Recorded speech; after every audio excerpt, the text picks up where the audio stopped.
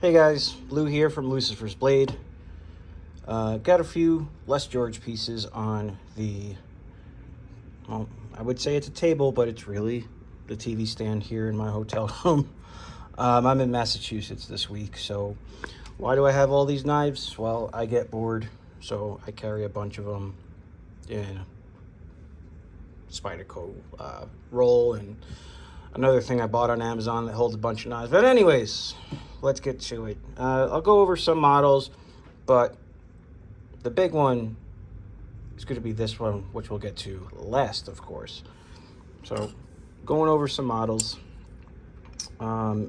Here we have the ESV, an S45 VN. This one was I got from USA Made Blade. It's considered an exclusive to them, I guess, right now, if it's because of the blade steel. But the milling pattern is called the facet, or the facade. I don't know. F-A-C-E-T, facet. We'll go with that. You know, you normally have your smooth tie, you have your sweep, and you have the morph. Morph being the most popular one. This one's kind of unique. You know, if you're into small knives, fifth pocket carries, whatever it may be, this is a nice little snappy feller. So yeah. And I know that they've done Magna Cut blades. I have a smooth one back at home. Smooth tie Magna Cut blade. So moving on here as we refocus, and then I'm going to have to refocus again. We have the MK3 folder. This one is in Magna Cut with a satin blade. It's a little bit dirty because I have been using it for all types of things, from, of course, cutting boxes and straps to, well, and then of course I'd clean it after, make sure there's no tape residue and stuff like that, to using it as a steak knife, and it worked well, and the steak was tasty. It could be the Magna Cut that made it tasty, who knows. This thing, as always, is smooth. So the ESV before, that was running on bearings, being that it's a flipper. The non-flipper models are on bronze washers. And Les gets it right when it comes to the washer game. Super smooth. Feels like it's already broken in, like you've had it for years. The thumb disc works perfect, especially for this. Now, it's a decently sized thick blade, but it looks like it's super thin just because of the swedge. But it's slicey as heck. So yeah, the MK3. So now we'll go into the VECP models here. So here's non-flipper, again on bronze washers. This is the morph pattern in CTS XHP. Say that 5 times quick. This was my first ever Les George. I bought this last year, again, USA Made Blade. Real killer knife. It's super smooth. I think I might need to just loosen the pivot a smidge, but it's great. It really is. And that desired morph pattern that everybody normally wants. So we have that. The next variant of the VECP is the button lock. And this is also on bronze washers. I did change out the clip because I think Les does have the clips available on his website in the web store. For a button lock, this one is in Magna Cut as well. I kind of want a Damascus blade. I have yet to catch one on a drop. This one here, I believe I did get from USA Made Blade as well. USA Made Blade on this one for sure. The MK3 I know I bought from a buddy of mine. He didn't use it, and he's a lefty. But I got this one also from USA Made Blade. Thanks, Scott. This one, for it being on bronze washers, is drop shut like it's on bearings, and it's not. And there's no blade play. Trust me, there's no blade play side to side. He nailed it. He truly did.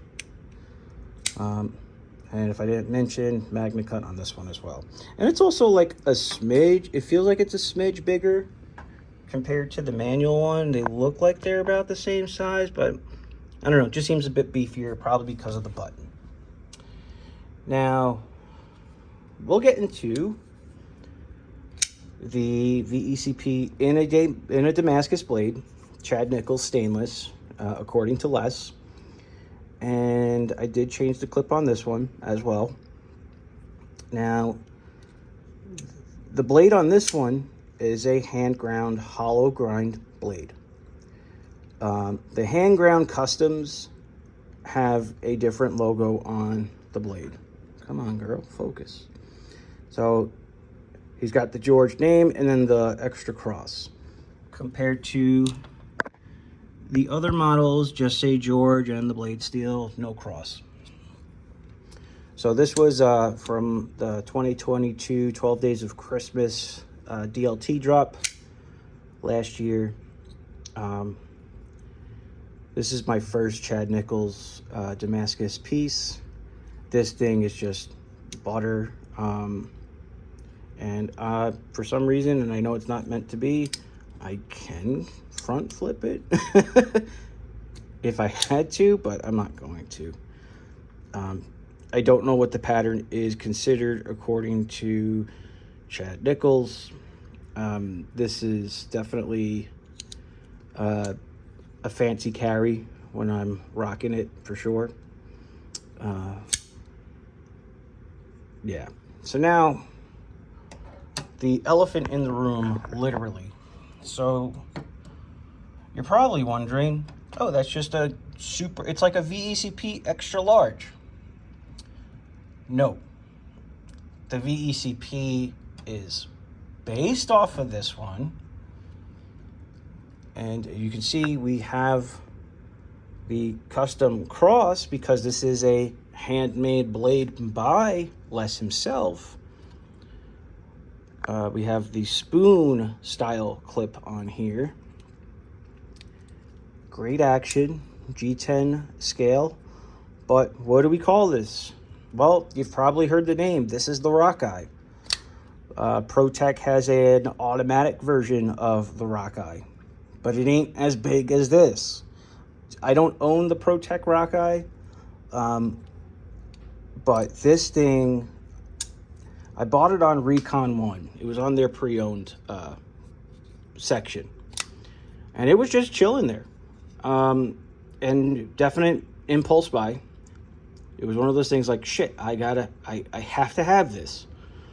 Hollow ground blade, 4 inches of CTS XHP, possibly. Now, I threw a picture of this when I got it into the USA Made Blade Insiders group that I'm a part of, and I tagged Les. I said, hey, dude, can you give me any info? Actually, I put a picture up, and he commented saying, wow, I brought out the time machine on this one for the Rockeye. And that's when I asked, hey, dude, what info can you provide for me on this? And he said, I asked what blade steel, approximate time that you made it. And he said, it's possibly XHP.